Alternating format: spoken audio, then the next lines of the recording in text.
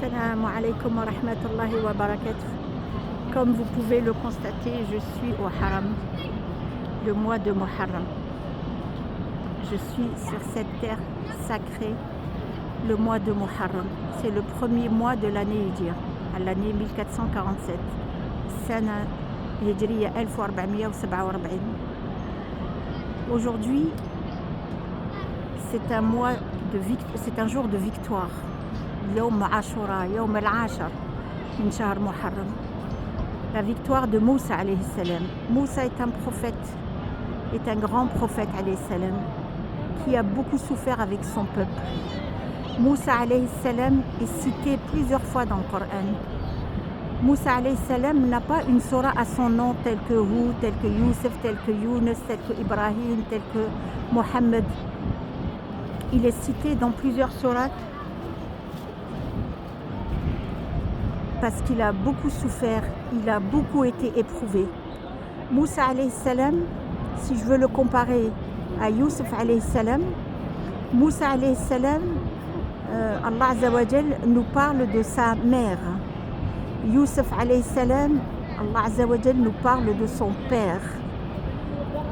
Moussa alayhi salam, Allah Azza wa Jal nous parle de sa sœur Maryam, qui devait aller chez Pharaon pour leur indiquer une nourrice, parce qu'il voulait prendre, il voulait téter aucune des nourrices qui lui ont été proposées chez Pharaon. Et Allah Azza wa Jal avait promis à sa mère que si elle allait le mettre sur le Nil, il allait lui revenir. Il était dans le berceau. Moussa alayhi salam, il a été mis sur le Nil, dans l'eau. Youssef alayhi salam, il a été mis dans le puits par ses frères, donc dans l'eau. Moussa alayhi salam est un grand prophète. Il a grandi chez Pharaon. Et à un moment, je ne vais pas raconter toute l'histoire, mais à un moment, il a dû quitter Masr, l'Égypte, et il est parti vers une ville qui s'appelle Madian. Et subhanallah, le dua de Moussa alayhi salam, on l'oublie, mais il est très important. Moussa alayhi salam, quand il a pris le désert, il n'avait rien.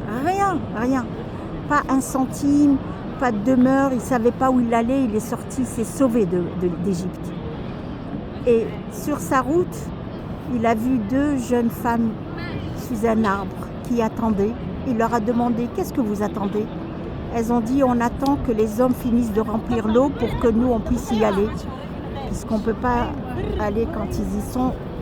Et notre père est une personne âgée. » Moussa alayhi salam, il s'est proposé et il est parti les aider. Il leur a rempli l'eau.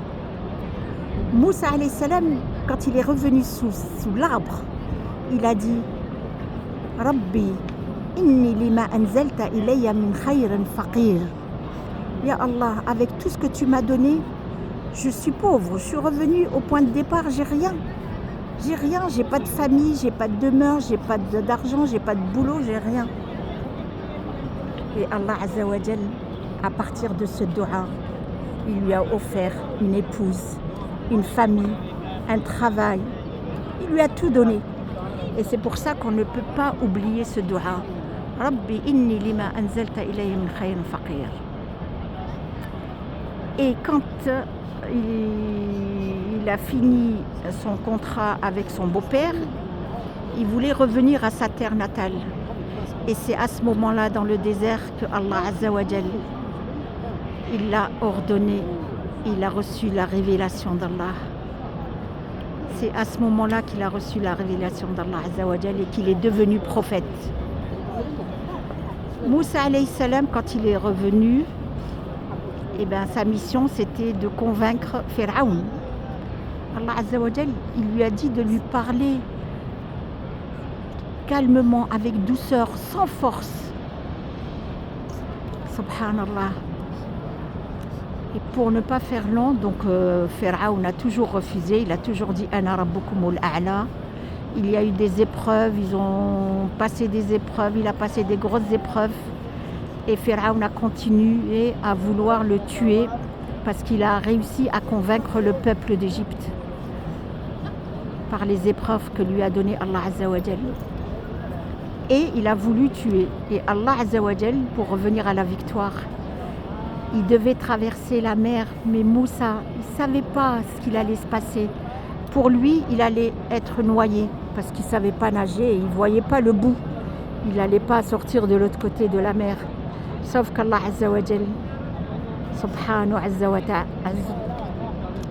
subhanahu wa ta'ala, il a coupé la mer en deux. Moussa est passé avec son peuple.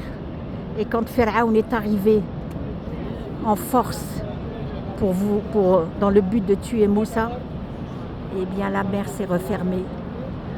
Moussa s'est trouvé noyé. Et là, il a voulu se repentir. Mais c'était trop tard. Les portes du repentir étaient fermées et il s'est noyé. Il est mort noyé. Allah Azza wa Jal nous a laissé cette histoire pour que l'on puisse se repentir et que l'on puisse méditer et que l'on puisse revenir sur les histoires des prophètes alayhim salatu salam. Donc, Rasulallah sallallahu alayhi wa sallam, quand il est sorti de Mecca pour aller à Médine, donc nous sommes le mois de Muharram, il y a eu la hijra du prophète alayhi salatu salam, il est arrivé à Médine et il a trouvé les Juifs en train de jeûner. Et il leur a demandé pourquoi vous jeûnez, puisque Médine était occupée par des Juifs, il y avait des Juifs qui y habitaient, qui ne cherchaient pas la guerre, mais qui y habitaient. Et il leur a dit pourquoi vous jeûnez. Ils lui ont dit nous c'est aujourd'hui, on fête la victoire de Moussa alayhi salam. Et Mohammed sallallahu alayhi wa sallam, il leur a dit mais Moussa c'est mon frère, je suis le plus proche de lui, je passe avant vous. Et le prophète alayhi salatu salam, il a décidé qu'on allait jeûner le 10e jour de Muharram qui s'appelle Ashura. Et pour nous différencier des Juifs, il a rajouté le 9e jour, donc le jour avant. Et on peut aussi jeûner sinon le jour d'après, donc demain. Donc soit en jeûne 9 et 10, soit en jeûne 10 et 11, soit en jeûne 9, 10, 11. Allahumma ja'alna min as-sa'imin ya Rabb. Taqabbal minna la ilaha illa anta ya Rabb. Voilà, je voulais faire ce point, l'importance d'être là ce mois de Muharram et l'importance aussi de ce mois sacré, le mois important sacré d'Allah Azza wa Jal. Et on peut aussi parler de la hijra, mais je ferai une autre vidéo pour la hijra, Inch'Allah. Assalamu alaikum wa rahmatullahi wa barakatuh.